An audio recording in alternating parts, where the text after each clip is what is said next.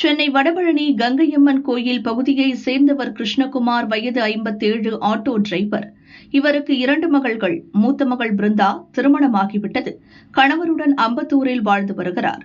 இளைய மகள் பாக்கியா, வயது 30, இன்னும் திருமணமாகவில்லை. தாய் தந்தையுடன் வசித்து வந்துள்ளார். பாக்கியாவுக்கு 30 வயது ஆகியும் திருமணம் ஆகவில்லை என தந்தை கிருஷ்ணகுமார் நீண்ட நாட்களாகவே மன உளைச்சலில் இருந்துள்ளார். இந்நிலையில் கடந்த 7ஆம் தேதி அவர் மாயமானார். வீட்டிலிருந்து வெளியே சென்றவர் மீண்டும் வரவில்லை.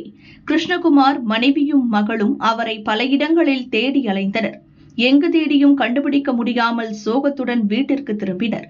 மறுநாள் இரவு கிருஷ்ணகுமாரின் மனைவி வீட்டிற்கு பின்னால் சென்று பார்த்துள்ளார்.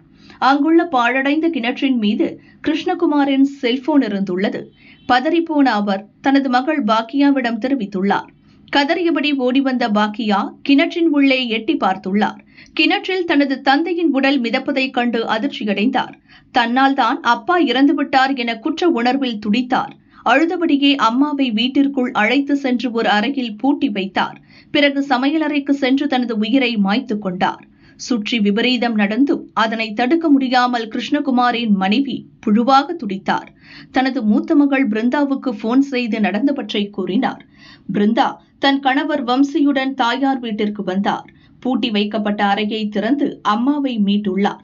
மற்றொரு அறையில் பேச்சு மூச்சு இன்றி கிடந்த பாக்கியாவை மீட்டு சிகிச்சைக்காக கீழ்ப்பாக்கம் அரசு ஹாஸ்பிட்டலுக்கு அனுப்பி வைத்தனர். அங்கு அவரை பரிசோதித்த டாக்டர்கள் அவர் ஏற்கனவே இறந்துவிட்டதாக தெரிவித்தனர். தொடர்ந்து பிருந்தாவின் கணவர் வம்சி போலீசுக்கு தகவல் சொன்னார். அங்கு வந்த வடபழனி போலீசார் மற்றும் தீயணைப்பு வீரர்கள் கிணற்றிலிருந்து கிருஷ்ணகுமார் உடலை மீட்டனர். பின்னர் தந்தை மற்றும் மகள் ஆகிய இருவரின் உடல்களையும் கைப்பற்றினர். வழக்கு பதிவு செய்து விசாரணை நடத்தினர். முதற்கட்ட விசாரணையில் மகளுக்கு 30 வயது ஆகியும் திருமணம் செய்து வைக்க முடியாத விரக்தியில் தந்தை விபரீத முடிவை எடுத்துள்ளார். தந்தை இறந்த துக்கம் தாங்க முடியாமல் மகளும் உயிரை மாய்த்துக் கொண்டது தெரியவந்துள்ளது.